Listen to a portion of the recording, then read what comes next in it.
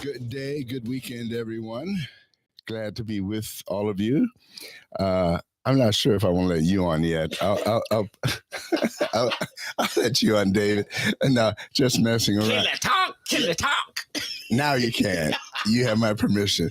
See, hey. I just dropped by to say hello, and I get drug into this on-air adventure. I just want everyone to know that I am the HNIC. That's got to mean something. It means head nigga in charge. Oh, he got there. So that means I can send you a charge for my time? Yes. I will gladly pay you whatever percent of what we get paid every week. Every week. Okay. I have heard that from other employers or prospective employers before. Thank you. Yes.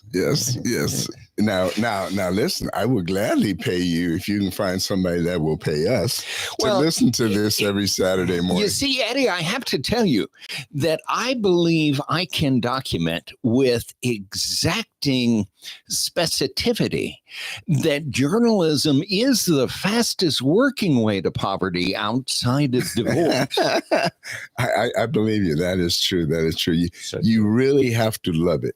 Yep. You really have to love it. And have a passion for it. Right. That's it. So anyway, today, what is the topic on your mind? Oh, Dave, he's ready to get home and mow his lawn. So we usually meander about religion or sports first, but no. Well, first, I'm going to say about deadly tornadoes. We've had deadly. It's so weird how you can live somewhere and then wake up and everything's been fine, blue skies, sun, and everything's wonderful. And then you read 23 people died last night because tornadoes and storms blew through the Midwest. I think Kentucky, Tennessee. Yeah, Ohio Valley, that area. Well, and there is something about that I would mention. We have long been the bullseye of the tornado activity in the United States. Yeah. But that center location of shame or glory, depending on your attitude, is slowly moving to the east and to the north.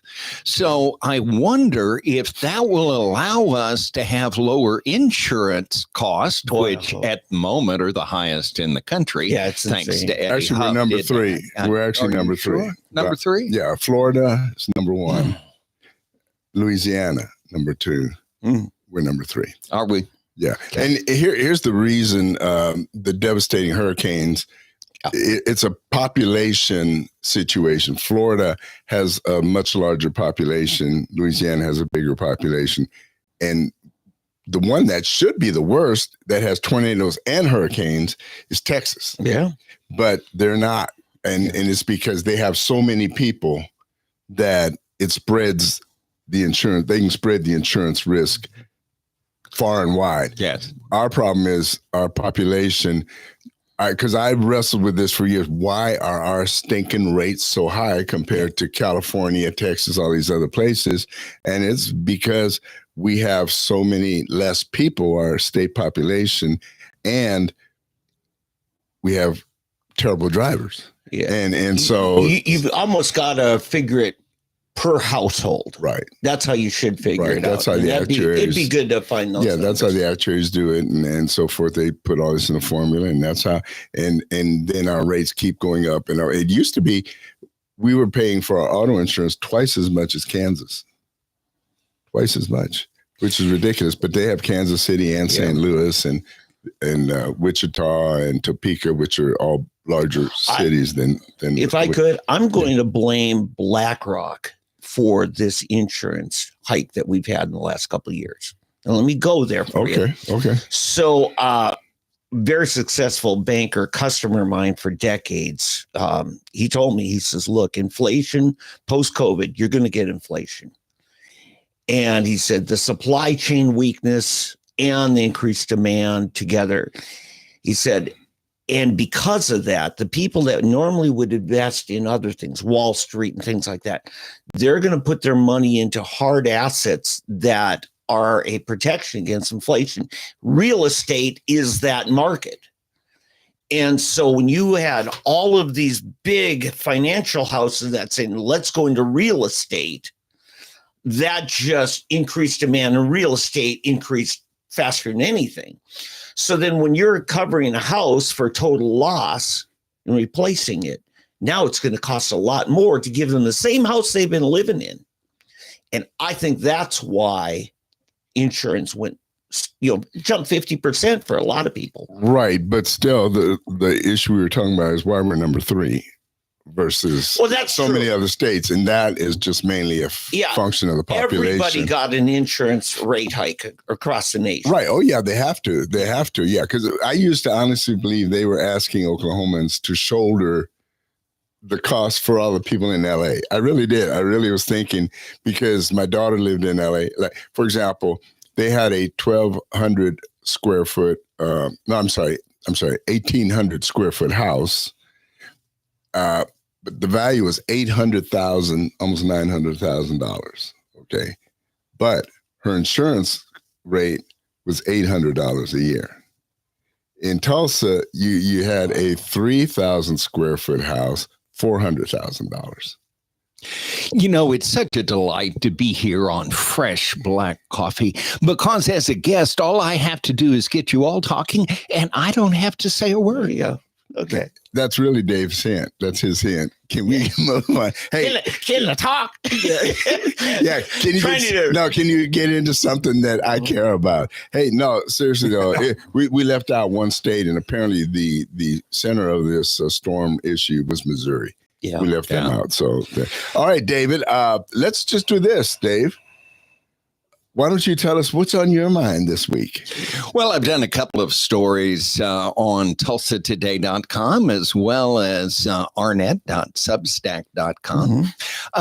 The Substack site, of course, is a mail-out site. And the Tulsa Today site is a static site where people can go through and check out the latest. There's all kinds of things going on in Tulsa.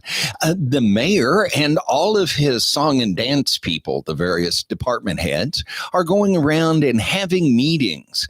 Now, I actually had a conflict and have not been able to make those, but there is another one coming up, I think Monday or Tuesday, in North Tulsa that I may want to go to. I want to find out more details on why the mayor has failed miserably to really focus on the history of the 1921 disaster in Tulsa.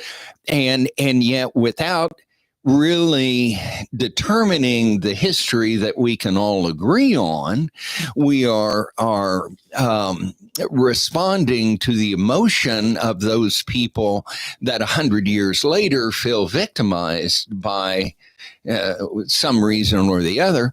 And it's quite confusing to me that he would continue the slander of our community, which is unjustified, or at least unproven as justified at this point. And I'm really disturbed about that, because I did an interview with him as a reporter and published that story. And his office, and he had plenty of time to edit that. They got an advance copy before I published it.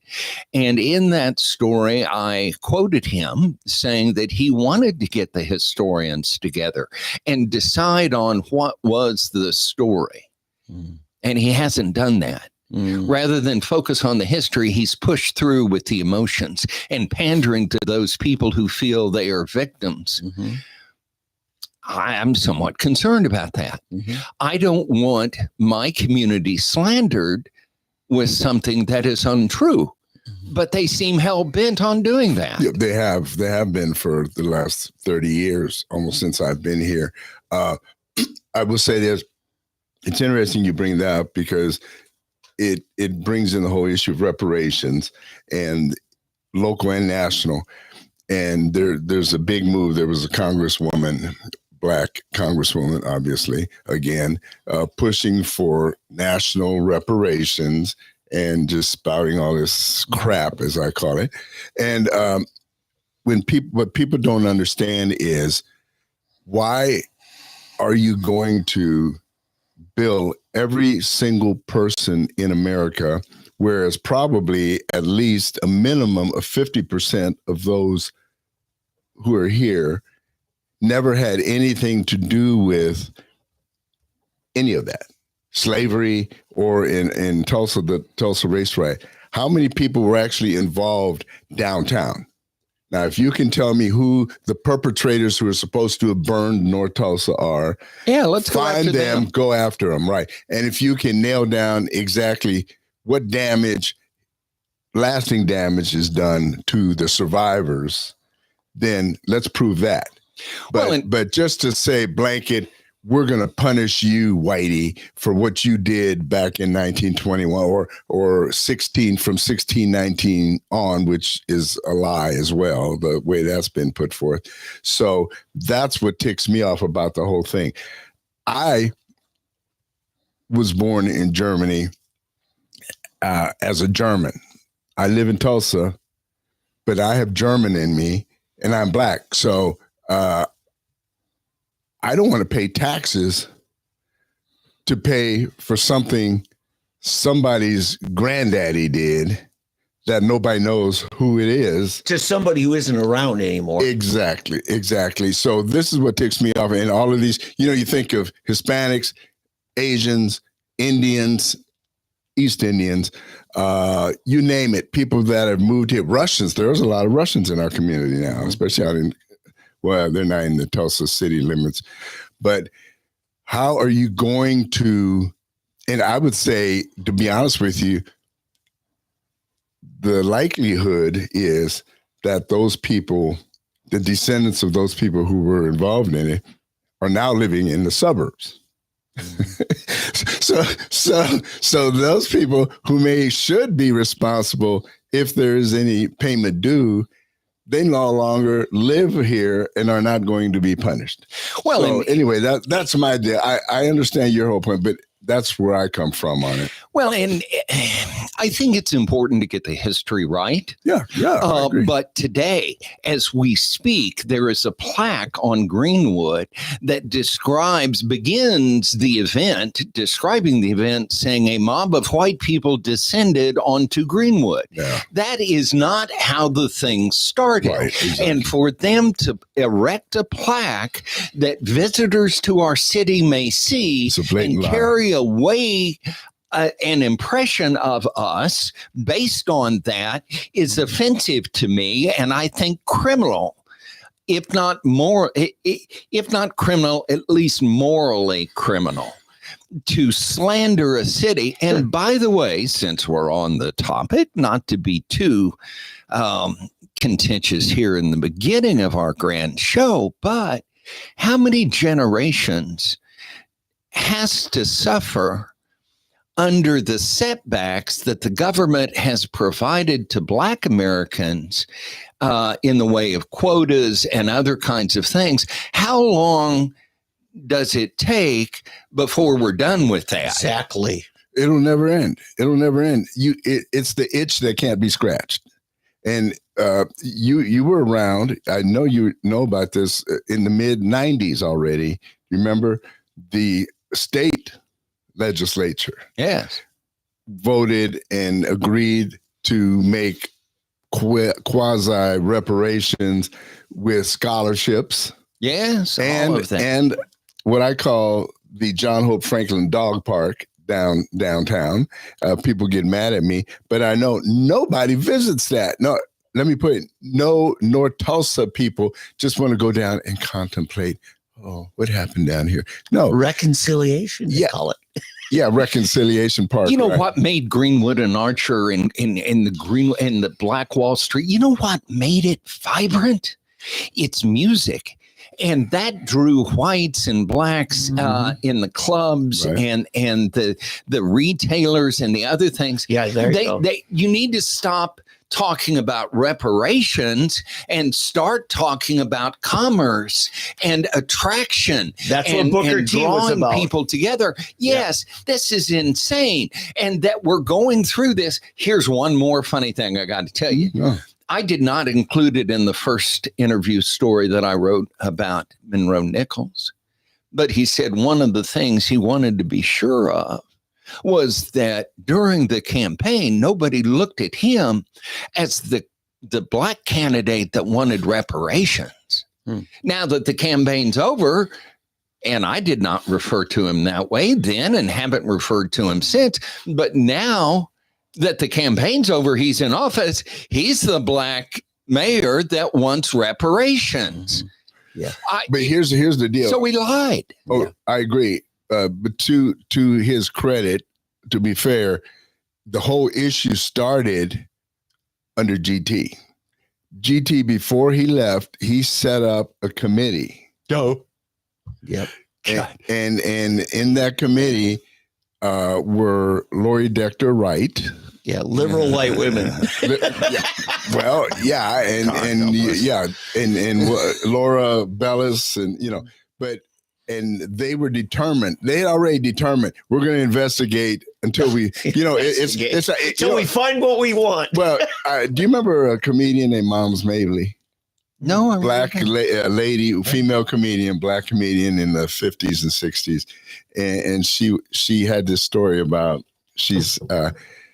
this black person was arrested for something, and they said, and the lawyer says, Your Honor, we demand a fair trial. He says, oh, we're going to give him a fair trial before we hang the nigger. This is the reverse of that. It's like, yeah, we're giving a fair hearing before we decide what we're going to pay. And that's exactly where it's almost a reverse lynching. I mean, there's not physical lynching going on, but it's kind of in line with Clarence Thomas's high-tech lynching comment, but it's just reverse. And in my book, Y'all Have Sinned, I talk about that. The sin is unforgiveness, by the way, if you want to know what the sin is. It's unforgiveness, and it will never be quenched. Like I say, it's an itch that cannot be scratched, and these people will, and people that have nothing to do with it, people that have nothing to do with slavery, and they will bend and twist the truth and use everything to try to get, and all it is doing is breeding generations of lazy, bitter, and ignorant, entitled people, a whole class, a whole race of such. And I see every now and then, I see certain evolution and changes where people are breaking free and realizing this is killing us. This is killing us. But the race pimps just won't let it die. They won't. And so you can't go to sleep on this. This is something that our citizens can't go to sleep on, Dave. They've declared June 1 Tulsa Massacre Day. Yeah. I mean, and the title isn't appropriate. There was never a massacre in Tulsa. There was never a lynching in Tulsa. That's why I refuse to call it a massacre. It's still a riot to me. I don't really call it a riot. I call it an armed civil insurrection or civil war, if you prefer. Now, that's something we should look at from a historical standpoint. But if you have two groups identifiably different that are both armed, that's a civil war. Right. And which group arrived first? Well, you could call it a race war because it's about race. I mean, really. Yeah, but G.T. Bynum just loved being able to have meetings after meetings after meetings that never decided anything because he was the leader of the liberals in Tulsa for so long. Yeah. But you know what was the funniest thing? Not to get us off topic, but G.T. Bynum, in his final interview with the communist propaganda rag called The World of Stupidity. You mean from Tulsa? The Tulsa World of Stupidity. Yes. The ever shrinking, ever declining quality of our newspaper. He declared that his greatest regret was setting up bike lanes in Tulsa because everybody hates them. Oh, yeah. Especially on 11th Street. They have so screwed up the businesses on 11th Street that people are fleeing the area in advance of the Route 66, memorial, by the way, and the birthday of Route 66, which Tulsa ought to have a significant role in. God, yes. We've killed all of the retail along the primary section of Route 66. But think about that. G.T. Bynum thinks that's his biggest regret, not shutting down small businesses during COVID or following the CDC that was absolutely wrong and ruining people's lives. No, that was not a concern of his, because he still thinks whatever instructions he gets from Devos or the world globalist is the proper path to go for the minions that he might rule. Thank God he's gone to St. Francis. Maybe they can save his soul before he goes purely to liberal. If he doesn't ruin St. Francis. Hopefully they're bigger than he is. I know they are intellectually. Maybe they are morally. We need to get Monroe Nichols in here, in here, and ask him to answer some questions. That would be good, because he always tried to remain silent on this. Yeah. Karen Keith, actually, at least to her credit, said that she believed we should look into reparations, but Monroe would always hem and haw and downplay it, and now he's just doing exactly what. I think if you want to understand Monroe Nichols, you probably need to start looking at who I think he's emulating is Barack Obama, leading from the rear. That's what I see happening with him. I think as we're talking about this whole reparations and race quotas and all that, we've got to talk about South Africa and what's going on. I mean, they are flat out big stadium rallies calling for killed farmers. Oh, and, let's not forget the Episcopalian Church that has withdrawn from the refugee program because they don't want to help settle white people. Yeah, they're a hate group. Is that not racist? They are a hate group. The The Episcopal Church of America is a hate group. Now, I haven't gone that far, but as a former Episcopalian and married twice in the Episcopalian Church, briefly at least, I left the church when they left the Bible as their foundation. Yeah.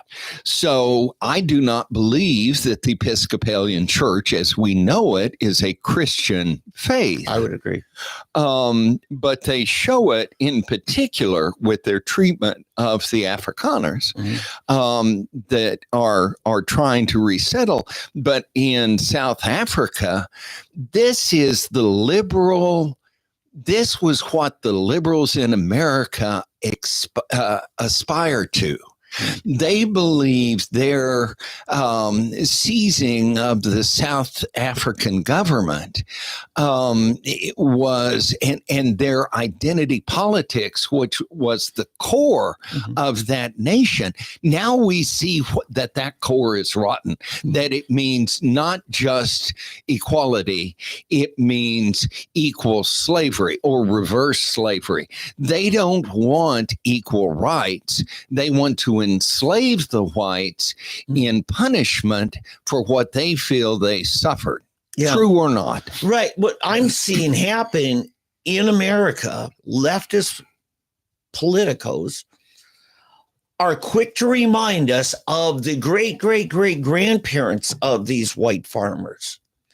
If that isn't multi-generational racist, it's because of what your great-great-grandpa did. We're going to kill you. Well, now, and their leaders say this. Their leaders say, the current leading party said, kill the whites, kill the Boer, and it really is. It is hateful. It is threatening, almost like Jim Comey on the beach arranging shells. Yeah.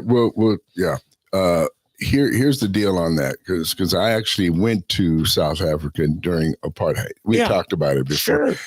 But see, the people don't know the true history. Apartheid was not an initial policy. It did not come into being until 1946. 1946. Yeah, if you go check it out, check me out. 1946 is when the ruling party of South Africa decided to implement apartheid. Prior to that, there was no apartheid. The other thing is, the people keep saying that the South Africans belongs to the Africans and the white man needs to get out, et cetera. Well, the problem is that the white man actually settled in South Africa prior to the black man. Many of the black, the Zulu, for example, this is people don't want to talk about. There's a movie out called Shaka Zulu. Black people just, and they make him, they start naming their children after Shaka because he was this proud black. Shaka Zulu started in Central Africa, and he was nuts. Okay, he was nuts. And what he would do, he formed this. He was like a gang leader, and he formed a tribe, a group, the Zulu, and then they started heading south. And they would come to a village and kill every male unless they wanted to join him. And they kept moving south, and his army became bigger and bigger and bigger, but it was always made of tribes and towns that he had conquered. And he finally got to South Africa, like in the mid 1800s. I don't have the exact dates in my mind. And they have a thing in Africa called Covenant Day.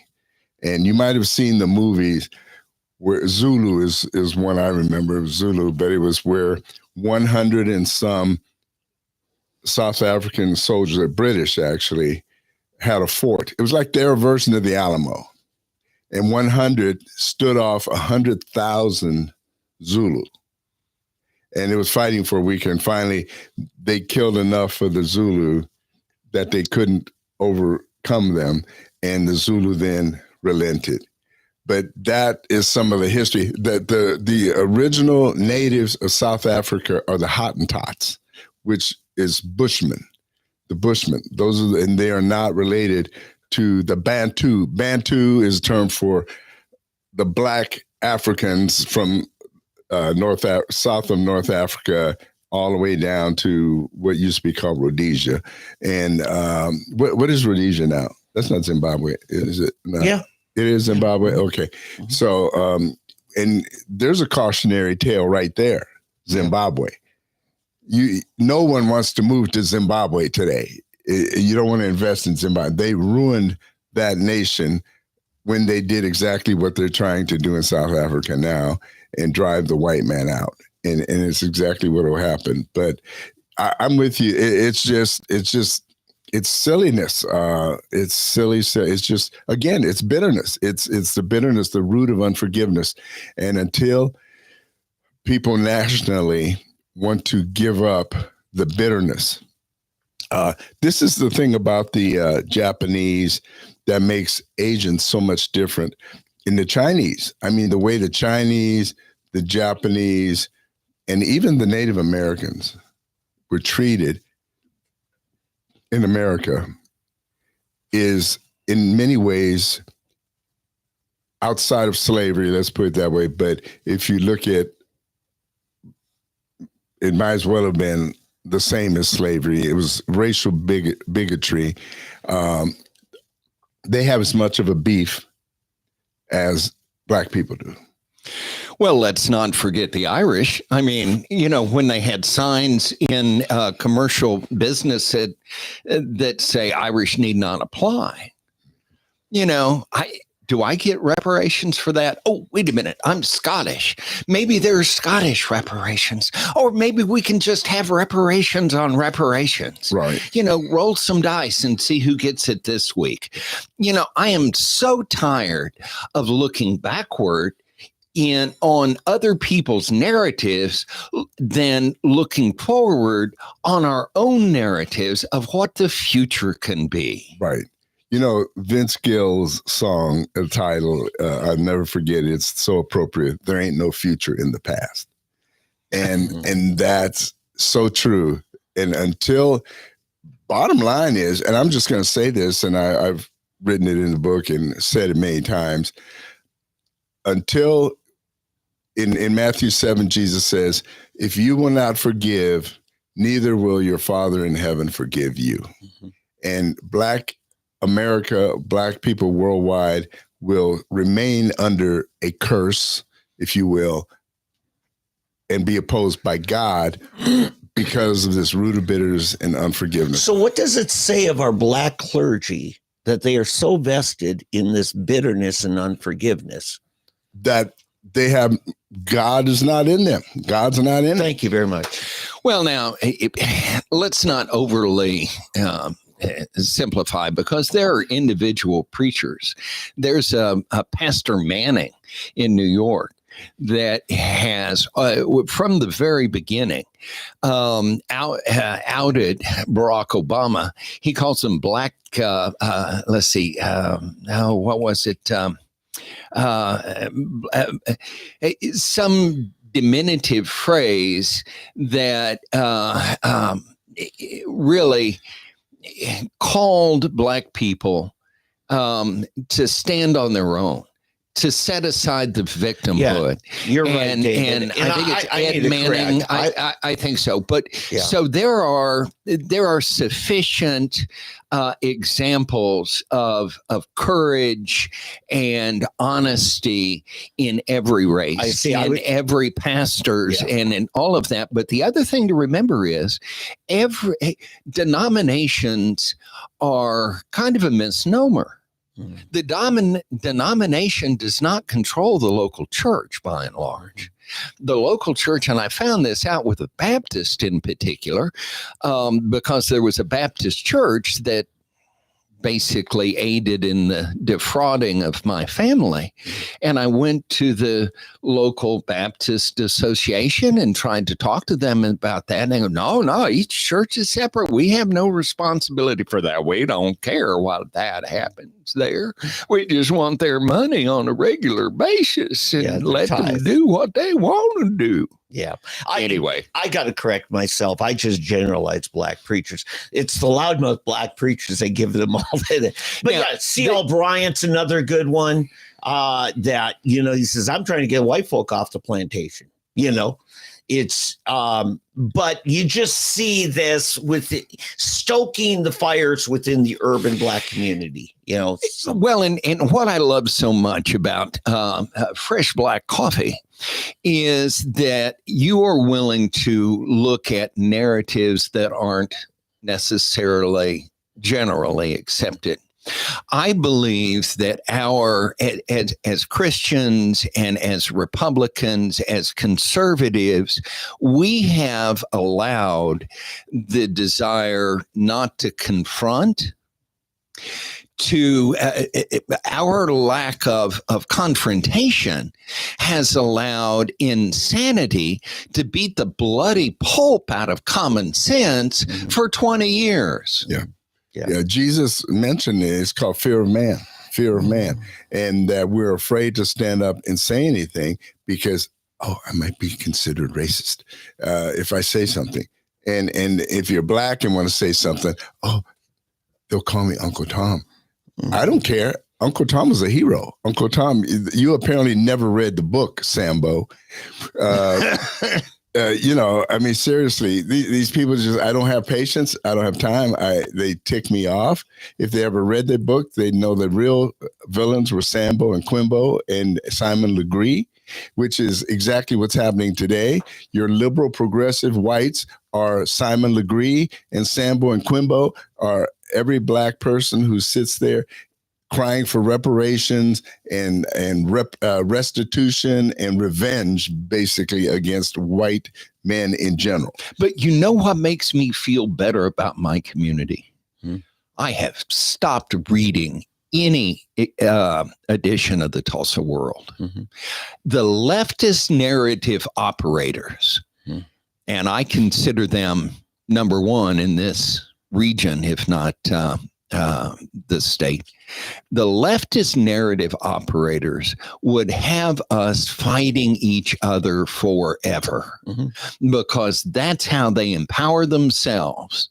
That's how they can make hay over dividing and demonizing various individual groups, hopefully to gain support. Apparently, to gain support from one group, they demonize another group.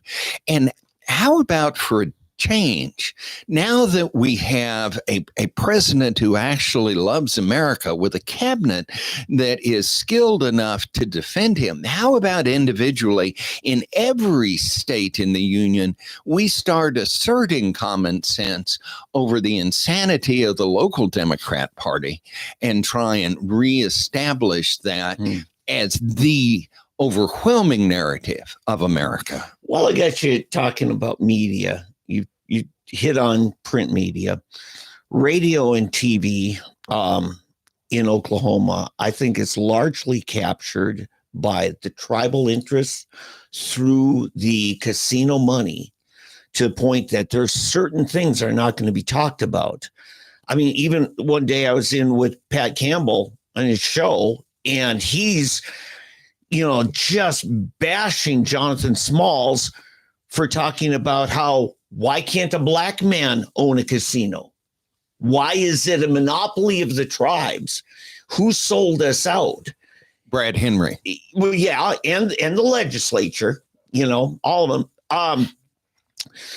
But you're not going to get honesty in the radio or TV either in this state. We don't even have a talk show in Tulsa. Yeah. Now, this is a city, a media market of over 1 million people. We don't have a talk show in Tulsa on the radio anywhere. Yeah, Griffin killed it. Griffin, Channel 6 killed it.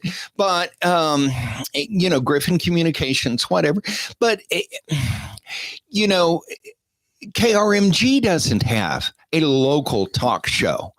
And that is to their, I think, damnation. They were the local channel that people turned on for radio and other crises. They were the channel, even though I've disagreed with both him and his wife, John Erling. At least they talked about local issues. Yeah. And this isn't happening in Tulsa. Now, and think about how cheap, how easy is it for a TV station in a late night hour or early morning or, to put up a talk show? There are very little production cost with it, but they don't want that. They are afraid, again, of offending anybody. And they forget that the core of media is to find things that other people don't know and to tell everybody about those. Yeah. And they're not doing the investigative work. They're not allowing the public to communicate with each other. You see on, for example, Fox News, but also CNN and MSNBC, they bring in other experts outside of their staff. Have you ever seen that happen on local news? Ever? No. They don't want debate. They don't want to fully explore the issues. Right. They want you to think the only information that you should have is what this station delivers. And, be happy, young minions. Grow and prosper in our image so that you may be our people. One of the best new news outlets, I think, is News Nation. I don't know if you've watched it at all. It's what Fox started out as, fair and balanced. You have Como. Yeah, Dan Abrams started it. Oh, okay. His dad, legacy with NBC News, That's and right. He was with them.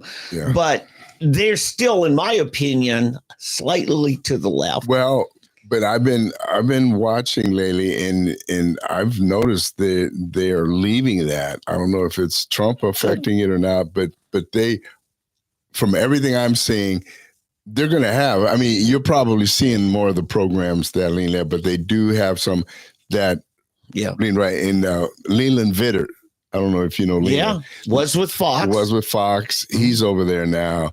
And this lady that used to be on the Today Show in the morning show, Elizabeth Vargas. Okay. She was with NBC. She's over there now. And but I think maybe she left NBC because they were too, I don't know if she got fired or she decided I can't do this anymore. But when you listen to some of these programs and the way they tackle things, it truly is, to me, unbiased. It's very fair. It's about as close as you get. Yeah. Well, I think I'm not saying the whole channel is, but I'm saying that those reports I'm seeing are truly presented in you decide. Here's what's going on. But they'll hit everything, because the thing we have to be careful of, okay, I love Newsmax. I like, it's Fox Business that I watch, but and some of those, and I really like those, but I always have to see what the other side is thinking and talking about and how they're talking about it, so that I can keep from getting too off kilter in the other way, because that's how you become ensnared. That's how the left is so messed up, because, and so many people, because all they watch is CNN, MSNBC, ABC, CBS, and NBC, and regular Fox. And slowly, my mother, as conservative as it could be, literally hated Donald Trump, but it's because she watched the regular television. I call that being siloed. And we have a tendency to silo ourselves within our group that agree with us. Yeah. It's like walking into a room full of mirrors and you think you see the world, but you're really just seeing your friends of the world. But let me toss out something else just for fun. Mike Huckabee. Candidate for president, former governor of Arkansas, wonderful conservative. Mother of Sarah. Right. Yeah, father of Sarah. Now ambassador to Israel. Mike Huckabee, may God love him, announced on his television show, his national television show, never, ever, ever trust a writer. That doesn't help conservative writers much at all. Yeah. Now, how do we differentiate a difference between media, as in leftist narrative operators, as opposed to conservative writers? And if conservatives don't support their own writers, then how are they ever going to be able to have messaging at a professional enough level to sway votes in the majority to their position? If you can't write, if you don't have writers working for you, then I guess you can just toss out sound bits, but you really need to do some fundamental communications here, and you can't do it without writing, without communicating, without engaging writers to that side. Gentlemen, do you have any perspective on that? Yeah. I like to hear the context, which he's saying, because my problem is more with editors than writers. I mean, Eddie's been beat up last year by Tulsa World, and Cantwell and Crable, I don't think they were as radical in the meat of the article as what the headline said. They threw out red meat that the article didn't back up. You know what I'm saying? That's another thing. So maybe I'm kind of drifting from your point. Well, again, to your point, Randy Crable in particular has another book out on, the massacre that never Yeah, I know. happened that isn't a massacre. Yeah. But, and that's the funny thing. And I exposed this several years ago when I wrote the story on him in his first book.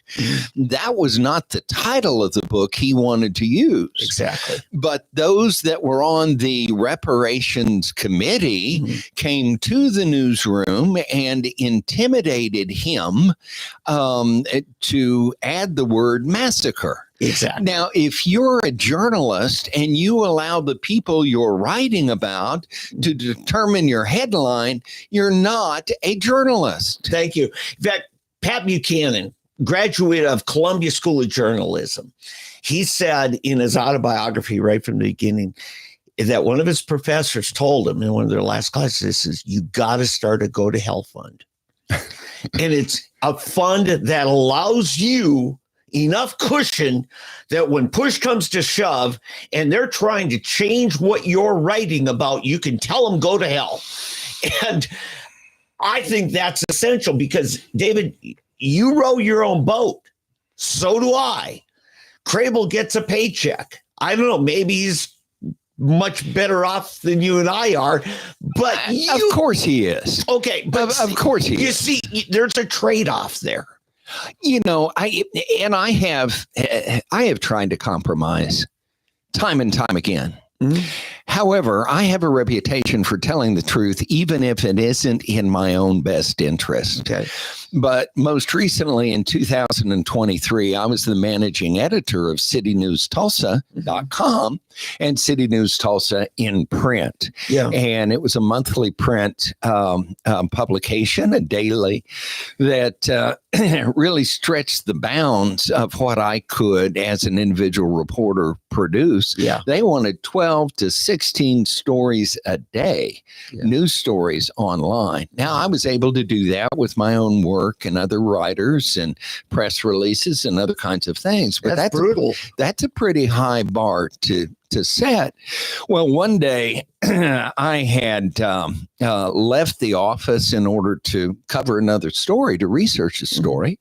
And the executive within their organization, I won't name names here, decided that he wanted more content immediately. So he got into the content management program and he made live or published several stories that I had marked do not publish. Yeah. The reason why one in particular was marked do not publish was because a young writer had submitted it. It was an exact, very close to exact, may not exactly in every word, but very close to an exact duplication of a Tulsa World story. Ooh. Yeah, that'll be Now, when I got back to the office and saw what happened, I got this executive on the phone and I explained to him that plagiarism is not a good thing to do in journalism. And although he was not a trained journalist, I really recommended that he read the law and the various decisions affecting that. And I explained that the Tulsa World was born as a litigious organization and they were not likely to be impressed with this. Now, we got it removed almost immediately, and fortunately before the Tulsa World noticed. But he told me at that time, although I was very civil, that if he ever received another call from me in that tone or temper, it would be the last call. And I could not help myself.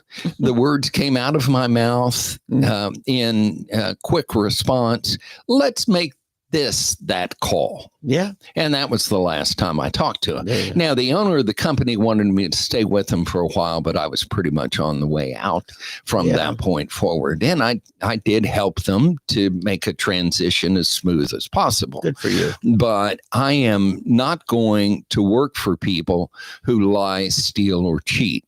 Whether that was just foolishness. I would call it stupid, but foolish is a good term for that. Yeah. But the point is, I am judged by my God Yeah. And I'll accept, I do accept and that judgment, but everybody here on this planet is doing the best they know how. Yeah. And I got to give them grace for when they make mistakes. Yeah. But the object is to do better, to get better, to be better, to help others and move life forward. Yeah.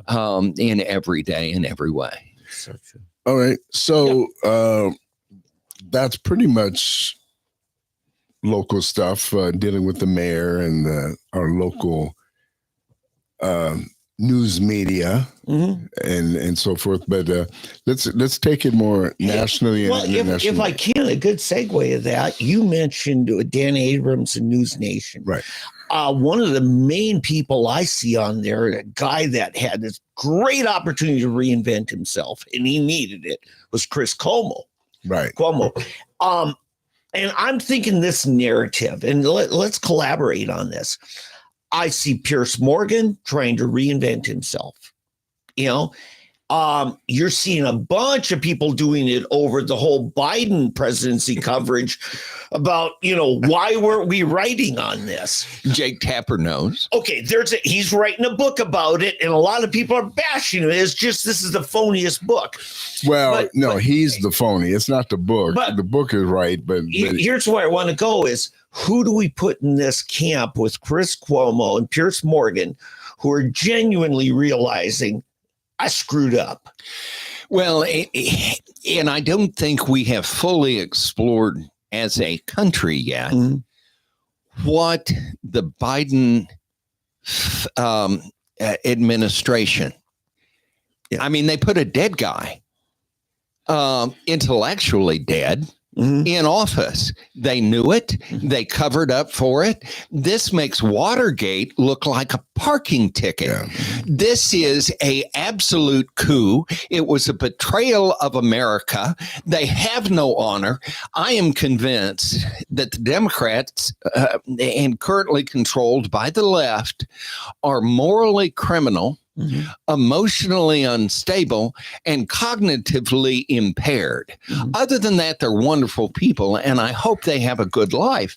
But they have betrayed America. Yes. Now, prior to the election, I saw this coming, and in some of the stuff I wrote, I suggested that Democrats were going to have to find a new country to screw up after the 2024 election. I didn't realize how they'd keep pushing the hammer on the nail in their own demise. Usually people retract the hammer and try and hammer it again. But Democrats keep pushing on identity politics, demonizing their opponents, and generally being contrary to reason and observable fact. I don't know what they're going to do next. Yeah, they're flailing. It seems like they're flailing. Although I wouldn't count them down and out. There are people in dark rooms somewhere plotting and planning and trying this and that. The Biden thing, I call it breakfast with Biden, instead of breakfast with Bernie, what they were doing with him. It seems Jill was one of the main perpetrators in that, but they apparently have identified the operator of the auto pen. Oh, now, who is this? I don't know. I just saw an article. I hadn't had a chance to look into it, but they seem to have identified who it is that was actually using the auto pen to write all of these things that... See, Trump is challenging that last series of pardons is not valid because it wasn't a Biden signature. Have you heard the tape that was made of Biden? Oh, that's new. That came out yesterday. Yeah. That's incredible. And it's incredible for two reasons. Not just that Biden proved himself on the record as demented and incapable of being president, but also that his interrogators were doing everything they could. It was like they were interviewing a mentally ill person and trying so hard to be kind to them. But they were not being inquisitive. They were not asking tough questions. He obviously could not answer tough questions. We are in a constitutional crisis, and the Democrats did it. Okay. About Robert Hur, because when he first announced, he says, I cannot recommend criminal charges. A lot of us went after him, that he's part of the cover up. Now that we've heard what purports to be the raw tape, we know he's a part of the cover up. Okay. He's the one who first said, this guy is not mentally Not fit. And that led to the George Clooney article where he said, we got to replace him. I don't know. I mean, you still think that he's deep state, Robert Hur's deep state actor on this? You know, the problem is, how do you redefine reality when it's brutally obvious? Well, I think there's two ways to look at it. What Hur did is probably he dropped the poison into the juice and let it take effect. In other words, by saying that this man is mentally incompetent, rather than saying now he never said incompetent. What he said was, the jury would have looked at him sympathetically and said he's mentally incompetent. We are the jury. Right. There is no sympathy. He's had his finger on the button of nuclear war. I understand, but what he did, the way he did it, ended up having the same effect. In other words, see, here, in a way, I think what he did is better than the direct approach coming out right away. This man is da da da da da. And what would have happened? The Democrats would have circled the wagons early on and done everything to discredit him, Hurt, and attack him and basically obliterate everything he said. But the way he dropped it out there to say, well, he's a diminished old man and he's not capable of it, da, da, da, da. And then it left it was kind of meat to the dogs, and then people want to start going after it, and it built and built and built and built, and we see the result. So I actually think, in a way, what he did was ingenious. It actually had a bet. See, that's a problem I have with so many of our right-wing conservatives. We want to be a bull in the china shop. We want to go right out. And Eddie, I resemble that statement. There you go. I was present company included. Thank you very much. Yeah, Thank you very much. We'll be here all. What does that shirt say? Equal opportunity aggravator. There you go. He wears it proudly. So what I'm saying is this, that we see Democrats tend to be more subtle in the way they do things. And I go to the old thing where people attack Mark Wayne Mullen, where he said, if I get 70% of what I want in a negotiation, I'm going to take the 70%. Yeah. Because then he'll come back next time and get another. Well, the Democrats are saying, if I get 50%, I'm happy, because the next time they get another 50%, you're at 75, and then incrementalism. So, but Republicans don't want to do that. We want it. What's the Queen? I want it all. I want it all. I want it all, and I want it now. Okay, that was a Queen song. But anyway, that's right. It is so true that's how Republicans are. Okay, let's go into this. Remember one thought. Okay. One thought before we move past. Just one? Okay. Well, okay, I may have several. But Democrats hire their friends, their ideological fellows. Yeah. Republicans stand in a circle and shoot their friends for not being pure or loyal or whatever it is enough. Okay. So and the difference on that is, to Democrats and to the left, politics is their religion. Yeah. And anybody willing to join the revolution to destroy freedom is welcome in the Democratic Party. Yeah. Okay. Having said that, let's think. Those of you who've watched The Godfather, the original, the time when He says, call the 5 families. For the first time, we get to see a picture of the New York Mafia. And you find out that they're not homogenous. They're fighting each other. Now, put that in the Democrat Party nationally here. The first time Biden invited Obama to the White House to speak, afterwards, everybody rushed to Obama, and Biden standing there. Nobody wants to talk to Biden. And that tells you something there, that, you know, Obama still controls this. So I want to go into this a little further. When Robert Hur said he's not competent enough to stand trial, it's the Biden crime syndicate, the Biden family, that's one of the 5 families. They're fighting back against that because they know that that was a lethal blow to him, not against the Justice Department, but against within the Democrat Party 5 families. And I say a figurative. Clinton's, Obama's, Biden. Exactly. Right. Now you're starting to name names. I don't think we know everybody that's a power player, and that Pelosi's got to be part of that. So that's the thing I want to go into, get a better picture of. Well, but see, it's something I talked about years ago.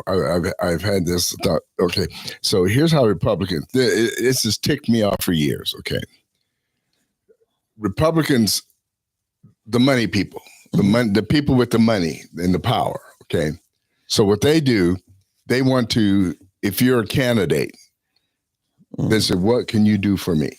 Okay. And so they will support a candidate on what you can do for me. Democrats don't really care as much what you're going to do for me as what are you going to do to put the country in a position that's going to pay me off down the road. The agenda. It's the agenda. So that's why you can have a Soros. You can have what's their names? Kaiser's around here. Well, yeah, and there's the people that own Progressive, not Peter Lynch, anyway, I can't think of the name, the family that runs Progressive Insurance. But anyway, the rich people, okay, the oligarchs on the Democrat side, okay? So these guys, so for example, here's a great example. George Kaiser, the NAACP says that we want some money. So, okay, here's $10 million. Okay, to the NAACP. And then he sits back and he will evaluate what did they do with my money in this 3-year period. Right. If they are pushing the agenda, then I'll give them some more. If they don't, and then they will find all of these little, what we used to call pressure groups, right? And that can influence. And so they will spread their money here and here and here. Republicans won't do that. We don't have large Republican pressure groups or entities that are sitting there to push the agenda forward, being supported by our billionaires. Okay, and this is where they have an advantage over us. We have the advantage of the people. I believe the majority of American people still have common sense, want to do the right thing, but they're just not being. Who was it that ran before? I guess it was Romney, right? That ran for president before Trump the last time. Okay, I remember a Hispanic lady from, I guess she was from Miami, and she had this large communications group and PR company that was very successful in putting ads and things all over Hispanic radio, TV, film, and magazines. Okay. And she went to the Republican Party and to the Romney campaign and said, if you give us some money, we will turn the vote with the Hispanics. Yeah. They turned them down. Yep. I remember seeing her on TV talking about how she was ticked off because they didn't see it. They wouldn't invest in that. And this is one of the problems that we have. If there was money from the Republican Party invested in your magazine, in the many others. I'm not saying our podcast, but just podcasts all over, and different entities that are continually bombarding, and can grow with the right is ego-driven, the left is agenda-driven. Yeah. That's how I'd cut it down. They do have one thing in common, though. What? Not to prove too brutally that I can offend everyone, but both Democrat and Republican candidates cannot be too smart to get the donations of their masters. Yeah. They need to be dumb enough to be led and directed and intimidated to follow. Right. So you don't need the civic and social groups and billionaire class, they want you to be articulate and to, be in the mix. But if you're too articulate or too intelligent or too strong, then that on both sides, Democrat and Republican, will keep you from being financed. Yeah. Sadly. Yeah. I think when you look at the Democrat machine, I'm going to say Obama is probably the more prominent leader of it in America. It's not alone. It's part of a globalist consortium. Right. Absolutely. And whether you say it's Klaus Schwab or whatever, Macron's part of it. You see what's going on throughout Europe right now.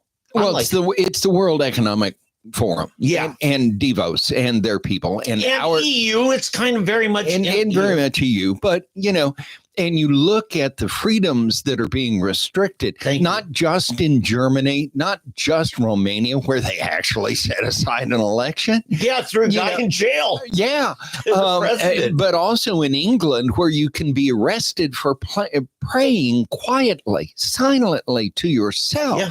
You can be arrested if someone thinks you may be praying against the abortion of children in their country, because God knows you need to abort more children.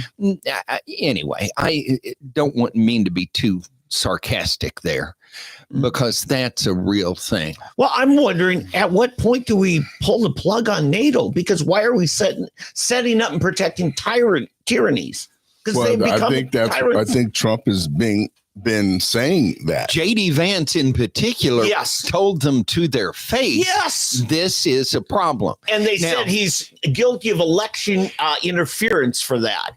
So they think. But here's the thing. If you cannot differentiate between a peaceful protest and an insurrection, when the buildings are burning behind you, or people are walking past priceless art without any damage whatsoever, that gets a little confusing. Yeah, sure. I mean, the fluidity of language, fluidity of meaning, has destroyed our ability to be civil, because we cannot settle on what the flying frick we're talking about.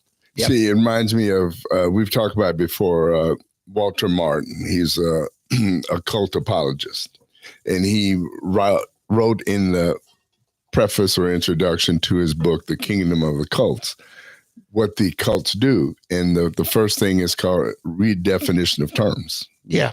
Yes. And because it will shape. So what I've seen, and this has gone over and over and over, it started with conservatives. Then it became right-wing conservatives. And then it became right-wing conservative radicals. And in the end, what do they call it? What do they call us now? The right wingers. I don't know. They're using the term Christian nationalists. Oh yeah, right. That's a Christian right wing conservative nationalist. And they keep heaping this stuff on, and it makes you the weak of mind and weak of want to, I don't want to be associated with them. And so you back off of that, and I'm not one of them, and it divides. The left can create terms that advantage themselves and disadvantage conservatives quicker than conservatives can define the truth. That's a real problem. But speaking of cults, the greatest cult in America has recently been revealed. Now we know we are under judicial tyranny. Yeah. The court system is a complete and utter failure. Now that the Supreme Court has shown themselves to be contrary to the basic Constitution of the United States, that there is no differentiation, apparently, in America of rights of the citizen and rights of the criminal invaders that are raping our women and killing our children and destroying us with drugs. If we can't get gangbangers the frick out of the country, then, without due process, they have no due process. Right. They are not citizens. That hasn't gone to the Supreme Court yet, has it? Well, yes, it was like There's a ruling yesterday. But I have to say, when I looked in it didn't match the headlines. What they said is, you've got to give somebody more than mere 24 hours to answer the charges against him. I have never believed that, or would have never believed that Amy Coney Barrett, the most recent appointee to the Supreme Court by Trump. Yeah, Catholic Mama 6, right? Would be that disingenuous. Yeah. That much of a failure to protect the Constitution and the citizens of this country. I don't know what happened to her. Now, Elena Kagan, I can certainly understand. Anybody that ran Harvard is a leftist wingnut. I think they're Trump derangement. And Sola Mayer. Yeah. Oh my goodness. Yeah. And the one who can't define what a woman is. I mean, but we need some real, instead of trying to compromise with Democrats in the Senate, we need somebody like Ted Cruz to be nominated for the Supreme Court. There you go. Let's leave him in there and it's no different than these far left wing people we have right now. But if I could, on this ruling, here's the thing. If they pull somebody by mistaken identity and lock them up, and then all of a sudden within 24 hours they end up in a El Salvador prison, you've got to give somebody at least a reasonable chance to present the evidence they might have. That is a mistaken identity or something. Yeah, but here's where I will be furious is if they determine that the judicial branch has oversight. Right. What they should get is an administrative hearing in the executive branch. Right. And I would take it to a JAG officer and let it be a military process. They have immigration processes, immigration judges that are targeted. And they can handle it more quickly than waiting months and years to get to a regular court case. And first of all, let me say there are some wonderful attorneys out there that are honorable and forthright and are working day in, day out to do the right thing. But even those most loyal to the system will tell you that the court system in America is broken. It is broken in the state of Oklahoma, and it is in particular broken in Tulsa County, where other attorneys from outside of Tulsa County will not come to practice here because they don't understand whatever basis the judges are going to rule on. It may be precedent, it may be law, or it may be how much somebody paid them. But it's hard to know what judge is going to flip or flop. And the problem is, I believe, that lawyers are usually the smartest in their college class that go into law school. But these are individuals who are pursuing a monopolistic cash flow that advantages themselves as predators over the rest of humanity as prey. And that's their approach. They are the predators. You are the prey. Now, if Oliver Wendell Holmes' comments are correct, that justice stops at the courthouse steps and only law proceeds therein, how can the citizens of this country, which fund the entire justice system, how can those citizens who own the system actually ensure there's even a modicum of justice anywhere within the system? Where is the check and balance on the black-robed penis pumpers, if you're in Creek County, Judge Thompson, to actually see that there's justice rather than, in this case, self-service, to move forward? We got to fix this. Any remedies you'd like to recommend? Term limits on judges. Okay. The concept that they're going to be there until hell freezes over or they die, whichever comes first, is not necessarily an appropriate way. The other thing is to change the laws by which they are elected. Now, the judicial candidates say, well, they can't talk about any issue they may have to rule on. They can't say anything partisan. Well, how do we determine what their background is? Now, I have joked that we need to put them in some kind of concentrated area for a year or two to see if they're mentally stable before we actually let them be a judge. But the arrogance of, for example, a young attorney who all of a sudden runs for judge, sometimes they win, sometimes they don't. But there needs to be an independent citizen advocate within the judicial system, in family court, civil court, and criminal court. They need, on a county basis, to be looking at these issues. If you can have, as I am going to write about here fairly soon, and I hate to preempt news that's going to be on TulsaToday.com soon. Watch for it. But if you can have an unsolved murder in Tulsa County that remains an open case for 43 years, without letting the victims of that crime know what the police file is, they keep it open in order to prevent any inspection of their injustice. Can't talk about an ongoing investigation. You can't talk about it. Well, it's been going on for 43 years and we haven't really gone on, but it's ongoing. And the people behind it aren't dead yet. And you know, the problem is some of these attorneys get to be judges based on how they operate on one case or if they're a friend of another case. It is the most incestuous, self-promotive, pompous, arrogant group of people in the world.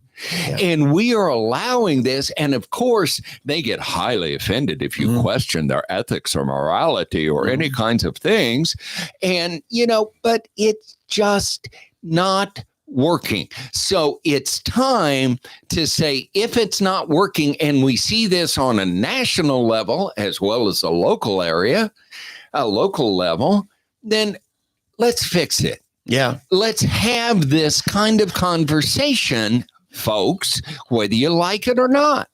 Okay, I've got another suggestion towards judicial reform that may seem small, but once you think it through, the ramifications are massive.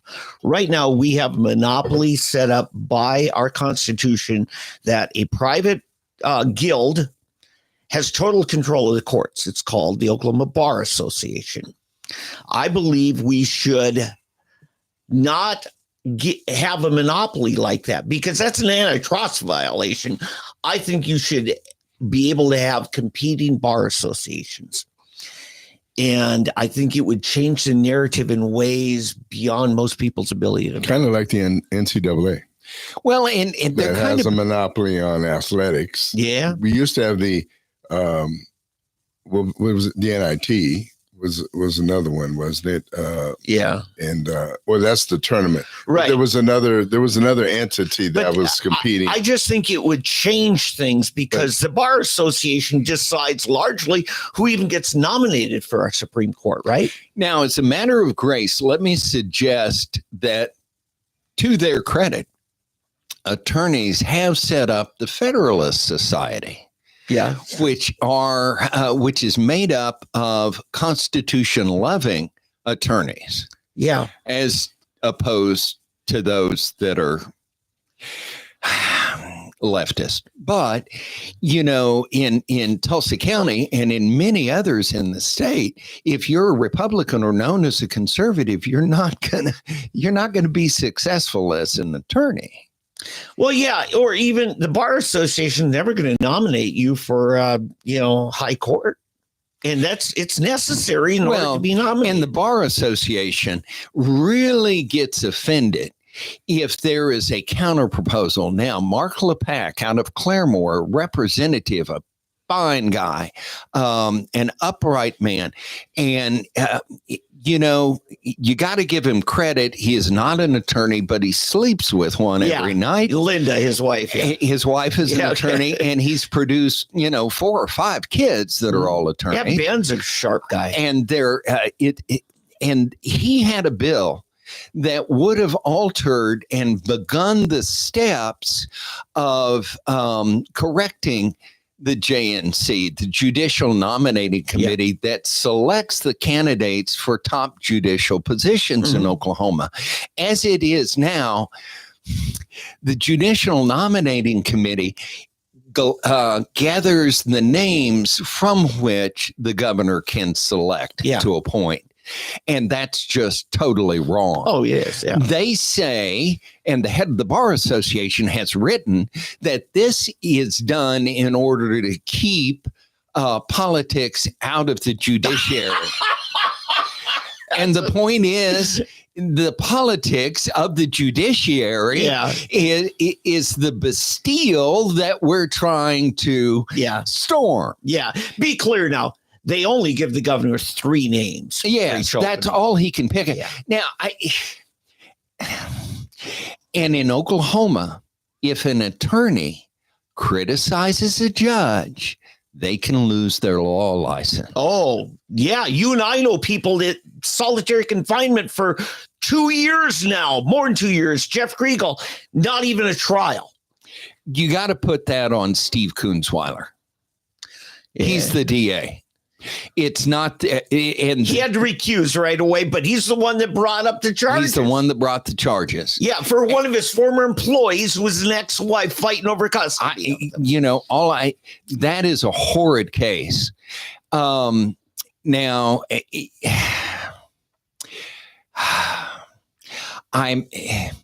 keep in mind, I grew up loving and respecting people who worked in government and who were lawyers and who worked for the FBI and who worked in the court system. And I did not know how corrupt or evil the system itself was, not individually, but as a system, until I was drug into it. Yeah. And in an effort to try and protect my mother, I suffered 6 years of litigation, 6 days of a jury trial, and the jury found in my favor on all counts, but it cost me $53,000 that I didn't have to prove my innocence against grifters who had lied, stolen, and cheated my mother for tens of thousands of dollars. People of the cloth, I hear. Is that right? Yes. Let's move on to Trump's or actually it's Qatar that is donated him Oh, the jet. the brand new Oh, what fun. 747. And for a city that has a long history with Boeing, what in heaven's name happened that they can't put out an airplane on time and on budget? Yeah, this is an airplane, two of them, that Obama had signed the deal. And then Trump, early in his last term, he looked at the overruns and everything, and he renegotiated it. Right. But it's been now 8 years. That's probably why they're probably hoping that they could talk somehow into getting more money. Is probably what Look, happened. Boeing got all kinds of deals in this latest Middle East trip with Obama. They did. And they signed the biggest order for airplanes in Qatar That's right. that they have Yeah, ever Qatar is 200. received. Now, look, nobody should complain about a country giving our country a gift, because this does not go to Trump personally. Right. This goes to the Department of Defense. Yeah. And if they're going to complain about this, then we need to send the Statue of Liberty back to France. Yeah. Yeah, but the whole idea though in the attack that's come, if they had done it to Obama, everybody, oh, what a wonderful gift and how deserving, and our nation is so blessed that Obama was able to get come on. Obama bombs people worldwide and gets a peace prize. But that's what I'm saying. That's what I'm saying is the same people who are attacking Trump now, or the situation of the gift, are the same people who would be kissing Obama's butt. The real reason is part of the deal was when the two new 747 Air Force Ones come from Boeing, this will be retired to the Trump library. Right. That's the thing. They want the library burnt down. They don't want the library ever to be built. What we as conservatives have to understand is we voted for a change in culture. We voted for a disruptor. Yeah. And this is the disruption we knew was coming. Yeah. So let the left rail, and believe me, they do. I have a communist cousin and a Democrat activist cousin. I love them both, but I don't listen to them anymore. I can't, because they're so far off the common sense trail, they may never find their way back. And that does not reduce my care and concern for them, but that reduces the amount of willingness that I have to listen to anything out of their frickin' mouth. Yeah. And by the way, I use frickin' and frackin' for fun. Okay. But especially fracking. I love fracking. Yeah, fracking this and fracking that, because you're breaking apart to find value. Yeah. What a great analogy for what needs to be done to the Democrat Party. Yeah, an analyst on Newsmax this morning said, folks, actually, he's a former general, Air Force, said that Qatari plane is likely hardly going to be used because it's going to take years to refit it to Air Force One standards and needs. Right. I mean, look how long it's taken them to take a stock plane, chassis for 15 years now they've been working on it. They haven't delivered one of them.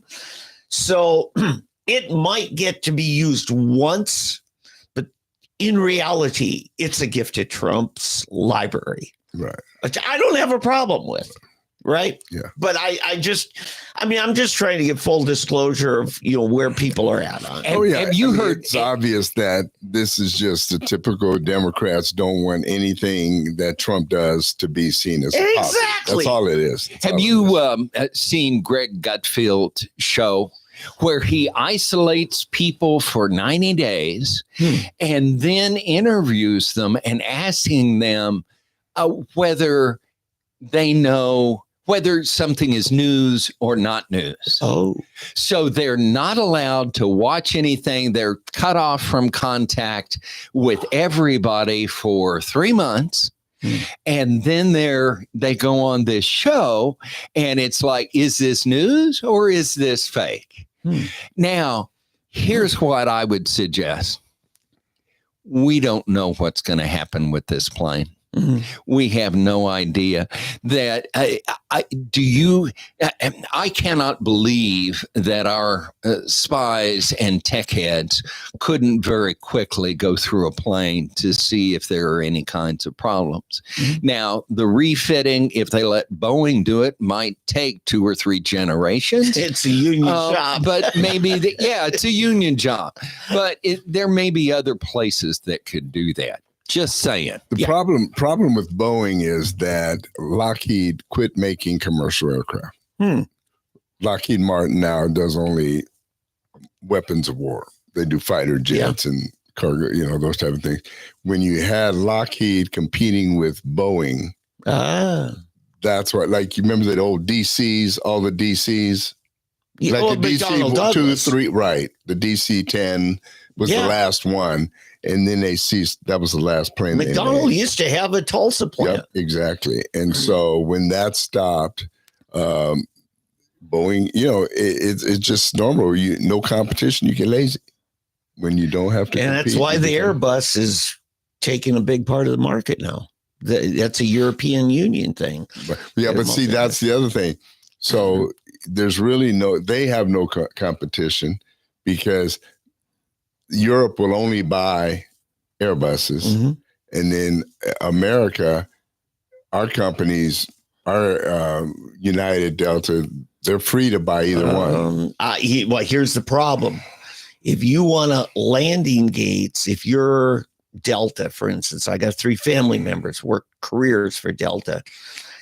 You want landing gates in European airports, you got to have a certain amount of fleet. Airbuses.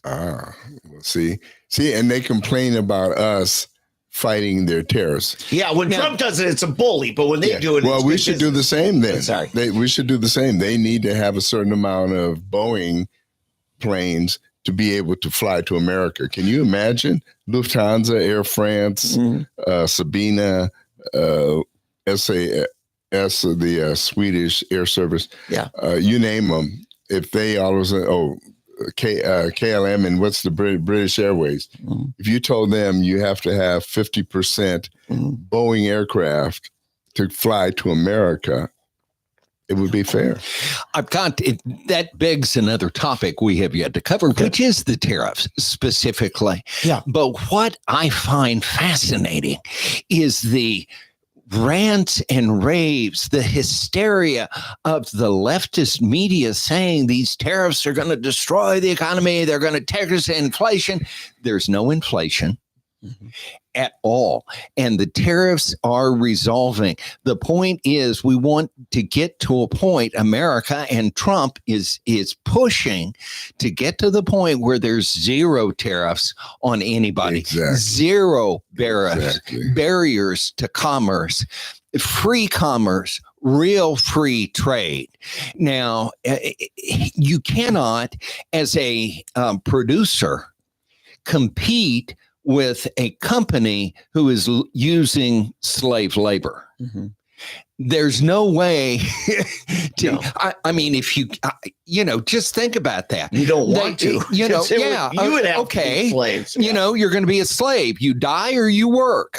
We can't quite get away with that in America, despite what some employers think. So, these are things that America, through Trump, is resetting world trade and resetting relationships. Thank God the coup of the Biden administration failed. Yeah. But the real corruption, if you want to look at who was instrumental in the corruption of America, look to the Uranium One deal.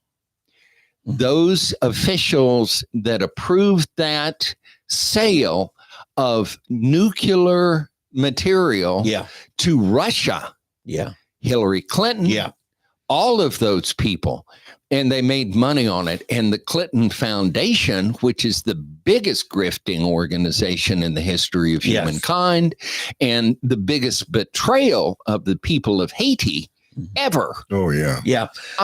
So let's look at these trade. United Kingdom signed a deal to pretty much wipe out tariffs between the UK. I mean, it's so small.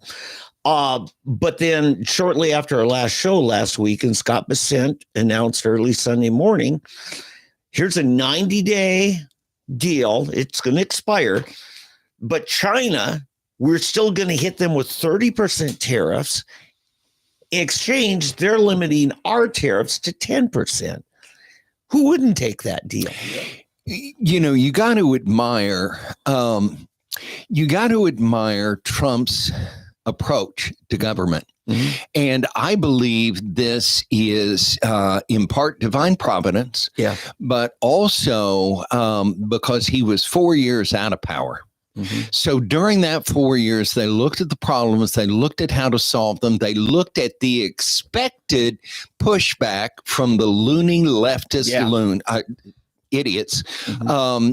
And also, I think they anticipated some judicial pushback, mm-hmm. but not the judicial coup that they're that it has gone. I mean, that's just terrible. But gentlemen, on Fresh Black Coffee, we talk about the critical issues that are making a difference in America and in Oklahoma and Tulsa. So all we can do is, like a pygmy eating an elephant, one bite at a time. Yeah. And we got to thank our readers. And in fact, if there are listeners today that have issues, I want to remind them that they can email editor@tulsatoday.com, and we'll have a reporter get on that and call them and talk about that. And let's open this up and let people really communicate Good here. Point. We've got to fight for that. Yeah, there's so many things we can do. Let's get to local politics. Hey, we can't hear you, Eddie. Try that again. I'm sorry. Cough button. Thank you. Yeah. No, actually, it's my water drinking button. But which brings me to the Tulsa County GOP. Yeah. I attended the first executive committee. Were you at that? I'm not a member of the executive committee of the Tulsa County Republican Party. Okay. All right. Well, it was actually grateful for that. Yeah, I can imagine. You're right. I was thinking, but it was actually a very good meeting. What I really liked about it is the breadth of and scope of the attendees. Good. I mean, there's people that I never would have expected, but you've got your wine and cheese Republicans, you've got the ultra conservatives, you got everybody in between. Good. And I thought it was handled well. It went very well. And I think we have a bright future ahead. Brent Van Orman is really doing a lot. Good. A lot of people feel he should have been not just mayor, but the head of the GOP. But I disagree with that. 180,000%. All right, we'll get into that in a moment. But Melissa Meyer, she won it fair and square. Okay. And so, but Brett is really doing a good job reaching out and putting things together, and they're trying to put, some new target things, some of the things we've been talking about here. So we'll see how it works out in the end. So David, I give it over to you. I like Brent, but he has in some of his selections for the exec, because he gets to pick some, and Melissa Myers gets to It's half. Well, the chair gets one more, I think. Okay, you're right. You're right. So, but they're very close. But you cannot be all things to all people. And when you try to do that, you end up being nothing to anyone.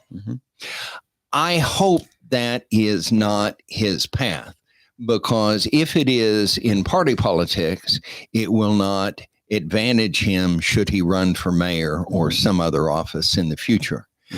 Melissa Myers, on the other hand, is dedicated not to running for another office, but to building the Republican Party.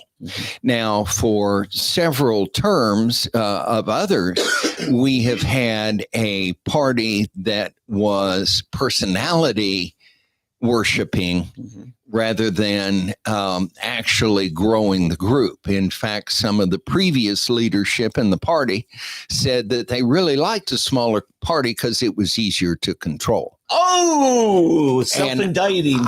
That person is still active on the Republican side, so I don't want to diminish her in any way. But that is not the purpose of a party, to drive it into smaller and smaller numbers for the ease of her control. Right. Now, Melissa Myers, in contrast to that, is really reaching out and bringing new people and grassroots folks that are interested in this. But, only a fraction of the population is engaged in party politics. Now, we may have Republicans may have the majority of voters in the county, but we don't have the majority of voters in the city. Yeah. And of those, less than 0.006% show up at convention. Sure. The county convention. Yeah. So you got to understand, our mission is to recruit and to recruit new members and broadcast what the party believes in. So there is an internal reach and an external outreach to the process of the party. And I believe, Melissa, and working with Brent, and I think it's a good balance. It is. And I will say it was a large group. I mean, there were probably, I'd say, 30 to 40 people, which I'm for not executive committee, that's a well-turned. It was big. Yeah. And I was pretty impressed. So, but like I said, it was a good meeting. They asked for input. They had a group of questions and issues, and then had people form committees or little groups and their answers to these and so forth, and went around the room. So I think it's going to be good. I think it's going to be good. I think it's going to reach more people. I want to see an ad hoc committee to address the city of Tulsa issues, particularly the whole race reconciliation, all of that. Yeah, that's very important. We've got to deal with that, and some of the tax issues, that we've been stabbed in the back on, allowing the fee increases, utility on the utility side. Well, years ago, I was communications chairman for the party for a couple of years. Yeah. And so let me explain. Given that experience, moving forward, I am best as an outrider. If you think of the old trail, cattle trail rides that they had, the outrider was the one who was looking for danger from the outside rather than managing the herd itself. So as an outrider, I am free to speak. Maybe too often with brutality. I'm working on being maybe kinder in some ways.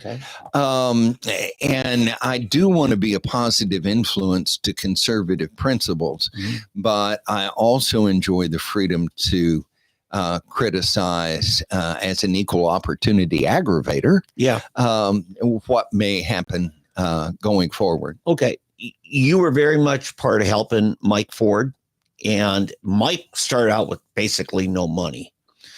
The party for the last few years, largely because of Darren Gantz's efforts, it built up a little cash cushion. And I asked Brent and Melissa at the state convention, how much of that $31,000 that Bob Jack bragged about leaving the party with at the end of his term, how much of it's still there? Melissa doesn't think half of it's still there. I don't know. So is there a question? Yeah.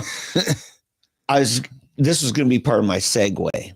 You and I were at the state convention. Yeah. The state convention's got a much different financial situation. Could you explain for our listeners what it is, how we got there, and how you propose we get out? I would love to, but during the period or term of the last executive or the chairman of the state GOP, he did not follow the rules of the party. Shocked. I know.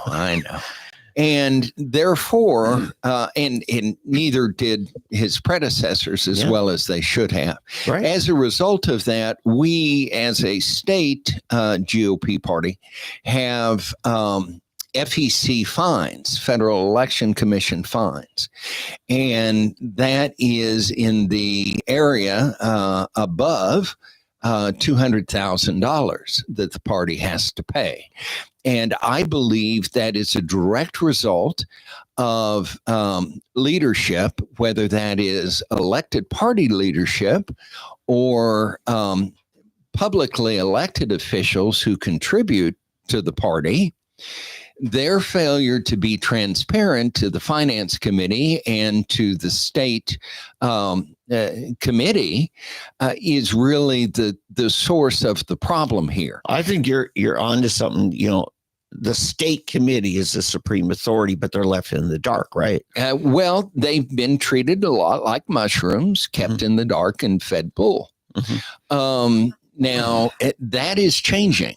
The new leadership with Charity Lynch, I think, is going to be outstanding. And Wayne Hill as the vice chair. Yeah. They are both dedicated in different ways to bringing transparency to state Republicans.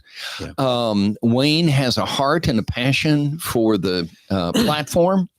And Charity is, I think, going to organize better than anyone we've had in that position for 20 or maybe 30 years. I believe she has good financial background. Okay. I believe she has management skills and other kinds of things. But I find it stunning that Republicans are already attacking her. Linda Murphy is one example. And that's so sad because Linda, I had a lot of respect for, but she may be fading some in her ability to discern truth from Shinola. And I am hoping that she resolves those issues.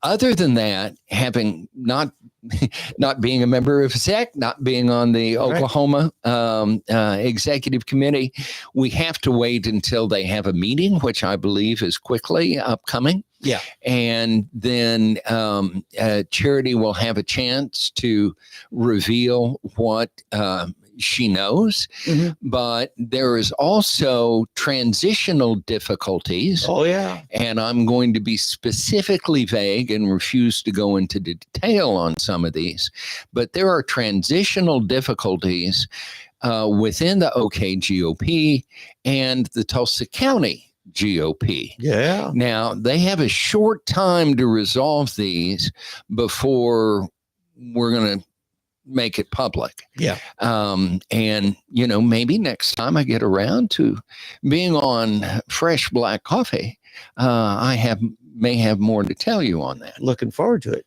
Right. Yeah. So anyway, we only have, I mean, what I'm hearing is the feds want payments monthly in excess of $12,000. It's going to be massive, heavy haul. And the threat, as some people have said, is they'll just order the sheriff to seize the building, shut the doors, shut down the business. And if that happens, how do we operate as a party? And some have said, and a lot of people agree with me, that he could see the DC delegation rechartering, going to the RNC and say, hey, recognize our organization here as the legitimate Republican Party going forward. There are a lot of people that are speculating in several different ways. Mhm. And I would suggest at this time, Republicans wait for the details from the leadership, the new leadership that's been elected at both county and the state level. But often we find in politics, and certainly in party politics, that those who know aren't talking and those who are talking don't know. Exactly. That's So, very well it. You know, and that's an old line. Forgive me for using it. No, again, I love it but, because it fits, Dave. It fits. And but understand that the Dewey Bartlett Trust owns that building in Oklahoma City that we have been headquartering in. It has also been used by Oklahoma County. It is falling apart. It has not been well maintained. It may or may not have the various entities that are working out of it. They may or may not have paid the rent in ways that they were supposed to. Yeah. But as far as the FEC violations go, I believe those who violated ought to pay the piper. For the party to have to pay for individual arrogance and ignorance while in office, I don't think that's appropriate. I think it ought to go to, and whether that's David McClain or other leaders that have held statewide positions, if they spent the money and blew it inappropriately, then they need to pay it back. Yeah. All right, we'll leave it at there. Hey, moving to sports. Yes. Which is something that David Van is really into. You like my sneakers? OSU orange. I'm proud of them today. Well, there you go. I'm an OSU fan. I have a passion for OU softball. You too. I do. All right. And I have followed them with enthusiasm and excitement. They are fun to watch. They are fun to watch. They have fun playing. They are 4-time national champions. They are getting ready to go for 5. They run ruled their first opponent in the playoffs. And of course, this is leading up to the was that last Series. That was yesterday. Yeah, 5 o'clock. Boston U. Yeah. Oh Boston wow! U. When I watched it, when I turned off, it was like 6-0. Yeah. So I did. So they run ruled them. Right. Yes. You have to play minimum 5 innings. Right. At the end of 5, they were up 8-0. Right. But that's why. Yeah. That's a run rule. I didn't realize that they ended up getting another 2 runs. But yeah, it was funny because the first couple of innings, Boston U was playing pretty tough. The pitcher was really good.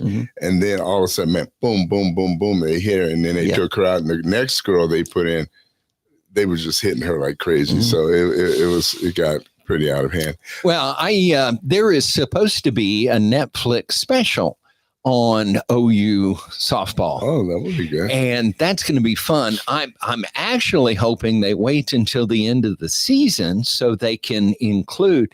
But it's unheard of for any program to have 4 world championships in a row. Because Unless people graduate, UCLA they go basketball in the 60s. They did it twice. Apparently. But here we're looking at a possibility of 5. Yeah. Now, I don't want to jinx it, but oh my goodness, these girls are fun to watch. And my granddaughter really got me excited on girls softball, women's softball. And she's long gone and married and happy and doing other things now. But I love watching OU softball. Patty Glasgow is a dedicated coach, skilled. She has other coaches around her who are highly skilled. Yeah. And they are faith-based in their approach. They really are. And whole person based. Yeah. They are there to help those young women mature into their adult lives out of college, not just to use them for their athletic skills. Yeah. I think the phrase, an audience of one. She's not like in your face about her belief, but they do what they do to honor God. and to have fun and to grow. Yeah. And you can't beat that. That's what we're all supposed to be here doing.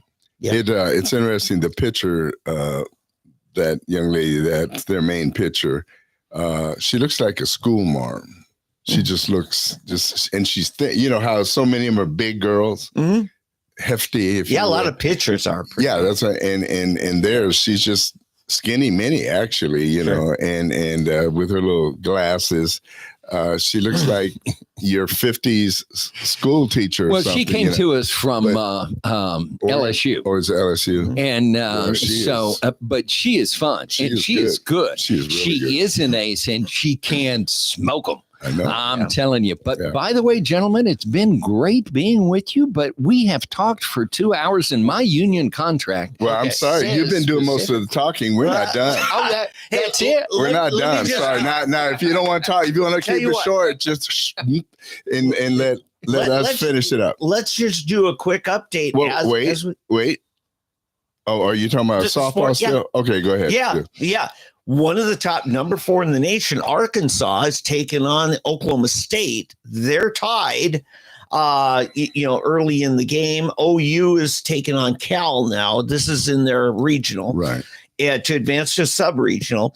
And then Texas Tech right now, it's tied 0-0 against a pretty tough Mississippi State. Yeah. They're an SEC team. Yeah, there are no bad teams in SEC. Right. So, anyway, that's just scoring update. I noticed that 9 out of the top 10 teams are SEC teams. Pretty much. 9 out, which is crazy. Yeah. Hey, but I want to transition real quickly to the WNBA.